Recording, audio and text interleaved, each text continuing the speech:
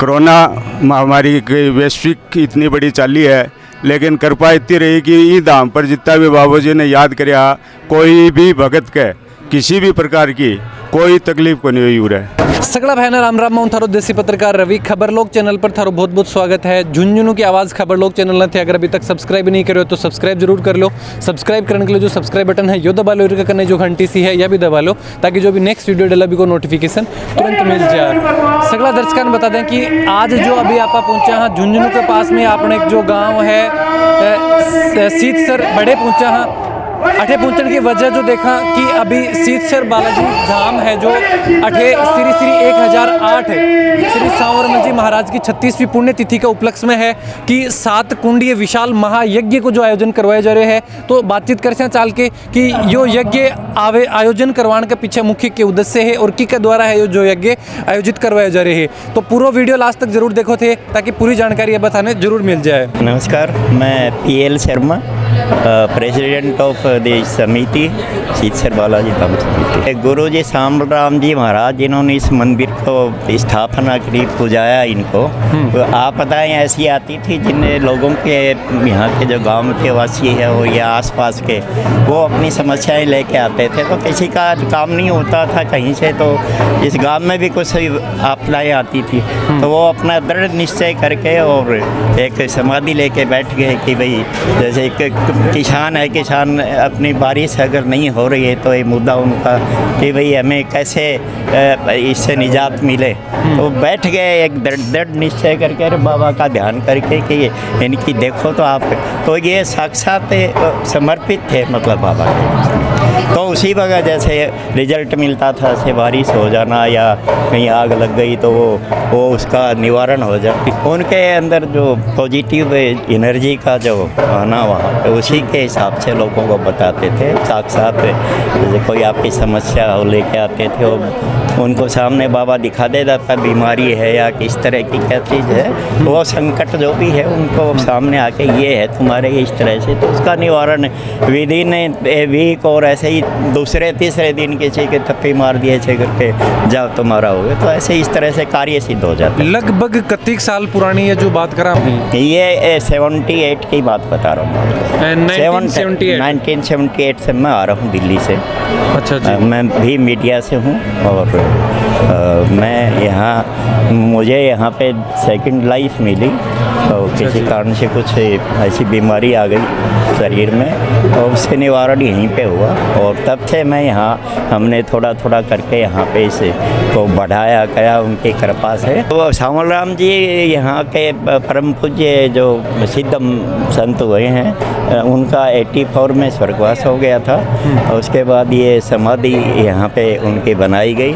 लोग बाग यहाँ गांव के लोग बोले इनको यहाँ कहाँ लेके जा रहे हो, इन्हीं बाबा के सामने इनको रहना चाहिए, आंखों के सामने। और ये पहले ही बाबा ने बता दिया था कि तुम कहीं भी जाओगे नहीं, मेरी आंखों के नज़रों के सामने रहो। तो ये समाधि बनाई, धीरे धीरे इसकी भक्तजन मतलब आता गया और धीरे धीरे जो प्रोग्रेस होती है। आज इनकी जो पुण्यतिथि 36वीं पुण्यतिथि यहाँ पे हम आज शाम को समापन पूर्ण होता है के द्वारा जी। तो लगभग मतलब 3 दिन को आयोजन करोगे बाहर के ज़्यादातर मोस्टली बाहर के ही। और महंत पुष्करलाल जी वो बैठे हैं, उनके बाद अब गद्दी पे उनको मिला मौका बैठने का, वही समस्याएं लोगों की यहाँ पे बैठ के निवारण करते हैं। इनके स्वर्गवास से उनके ऊपर आशीर्वाद मिला, उनको तपी लगी कि भाई तुम इसको मेरे बाद में गद्दी नसीब जो भी आप यहाँ पे हो गए। ऐसे बाबू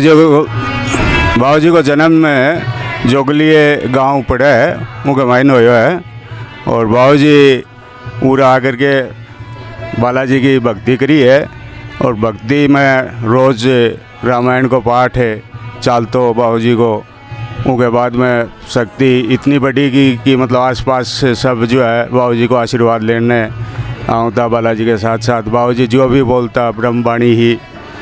और बाबू जी जो है 84 में देवसान हुए हो, उसके बाद में 86 में मूर्ति स्थापना करी है, छोटो सो धाम हो। उसके बाद में लोग जो है धीरे धीरे अठे प्रसाद भोग करते करते हो एक छोटो सो कुंड से इको संचालन करियो हो यज्ञ को। और आज गुरु बाबा की कृपा हूँ, बालाजी महाराज की कृपा से इतना बड़ो यो आयोजन हो रहा है। इस आयोजन में मैं सुरेश शर्मा नेपाल हूँ, बाबा की कृपा रहे। हर प्रोग्राम में 5 दिन 7 दिन ज़रूर आऊँ हूँ। मेरी वाइफ है, इनकी किडनी दोनों है, गुर्दा दोनों ख़राब हो गया। आप पुजारी जी का आशीर्वाद दियो, जो आज बैठी है। सन 80 की बात है, 80 के बाद में ये है। और ये आयोजन जो है बाबा जी की कृपा हो रही है। कोरोना महामारी की वैश्विक इतनी बड़ी चाली है, लेकिन कृपा इतनी रही कि ई धाम पर जितना भी बाबा जी ने याद कराया, कोई भी भगत के किसी भी प्रकार की कोई तकलीफ को नहीं हुई हो रहा। सबसे बड़ी यही। और मैं लोग भी मतलब बड़े जो है अयाल की जगह में जड़े, कोई साधन कौन थो, कोई और नहीं हो, भी जगह में रह करके भी बाबा जी की कृपा याद कर करके जो है मैं एकदम स्वस्थ और आज आपके सामने बैठा जब जी बाबू जी जो है लास्ट में जब देवसन होयो तो गुरुजी पुजारी जी पुष्कर जी के कंधे पर हाथ रखियो, बेटा आज के बाद में तन्ने ही जो है या पूजा अर्चना जो भी है भक्तों को जो भी आवे, मेरे आइडा भक्तों को मान तन्ने राखनो है। तो भी के बाद में जी हाँ बाबू जी रखा करता, अब यहाँ ही पुष्कर जी आज के दिन भक्तों को मान रख रहे हैं और पूरा आवे है। शनिवार मंगलवार ने इतनी गैदरिंग हो जाए कि मतलब कभी कभी भी स्थान छोटा फोटा लग जाए जी। तो कोई चमत्कार जो देखा आप बात करें कि जी टाइम की बहुत बड़ी कोई समस्या रही हुई है कि पूरे ऐसा है कि मतलब जो है अंधा आदमी एक पैर से 1.5 फुट करीब पैर ऊंचो हो एक भगत को, और बाबा जी की कृपा हूँ पैर को ठीक हुआ है। मैं उदाहरण यो तार सामने बैठे है, समझ गया। सबसे बड़ा उदाहरण यो बैठे आज के दिन है कि जो है कि दोनों गुर्दा, और मैं बम्बई मिलिट्री हॉस्पिटल में भी मैं इलाज करवा लियो, कृपा उरही हुई बाबा जी। उसके बाद में जो अंधा ना आँख भी दिनी है, पूरे रास्ते में लोग बैठा रहता कि बाबा मेरे पैर कट्टे को कैंसर बता दी।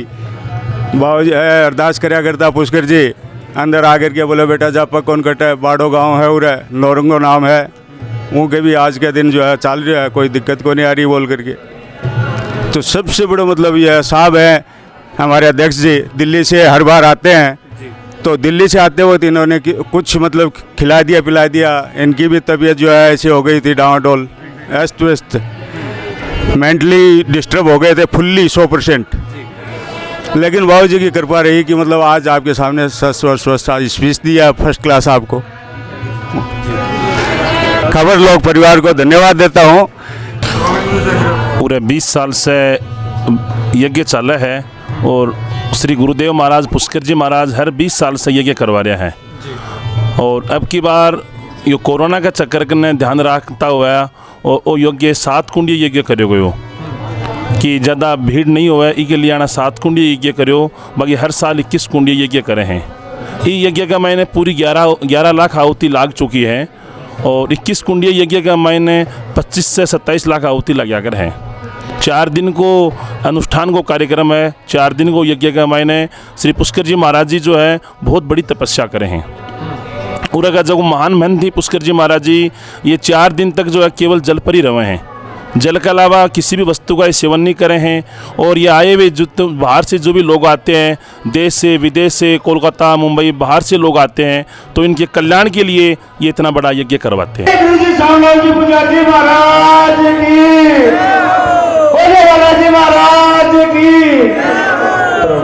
बहुत बहुत धन्यवाद रवि जी आपको।